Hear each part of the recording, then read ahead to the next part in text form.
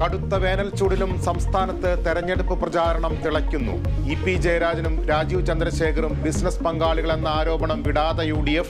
ചിത്രം പുറത്തുവിട്ട് കോൺഗ്രസ് നേതാവ് ജ്യോതികുമാർ ചാമക്കാല. സാമൂഹ്യക്ഷേമ പെൻഷൻ വിതരണത്തിലെ അപാകതയും ചർച്ചയാക്കി UDF. കേന്ദ്ര അവഗണന പ്രചാരണ ആയുധമാക്കി LDF.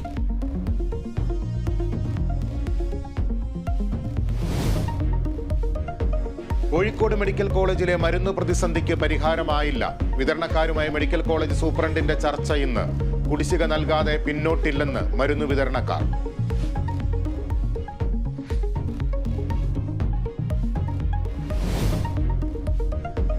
കേരള സർവകലാശാല കലോത്സവത്തിലെ വിധികർത്താവ് PN ഷാജിയുടെ മരണത്തിൽ ഗവർണറുടെ ഇടപെടൽ. സർവകലാശാല VC-യോട് വിശദീകരണം തേടിയേക്കും.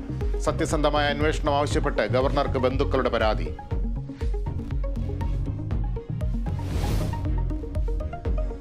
പുതുവൈപ്പിൻ IOC പ്ലാന്റിനെതിരെ സമരം ചെയ്തവർ നിയമക്കുരുക്കിൽ തുടരുന്നു. കോടതി കയറിയിറങ്ങി 90 കഴിഞ്ഞവരും. കേസുകൾ അവസാനിപ്പിക്കണമെന്ന ആവശ്യം.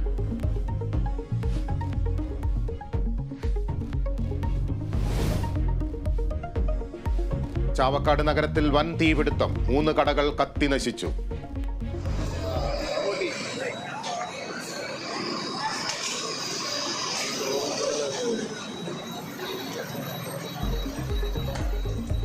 പുലർച്ചെ 2 മണിയോടെ ഉണ്ടായ തീപിടുത്തത്തിന്റെ കാരണം വ്യക്തമല്ല.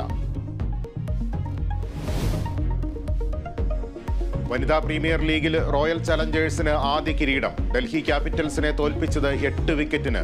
റോയൽ ചലഞ്ചേഴ്സിന്റെ വിജയം സ്പിന്നർമാരുടെ കരുത്തിൽ. മലയാളി താരം ആശാ ശോഭനയ്ക്ക് 2 വിക്കറ്റ്.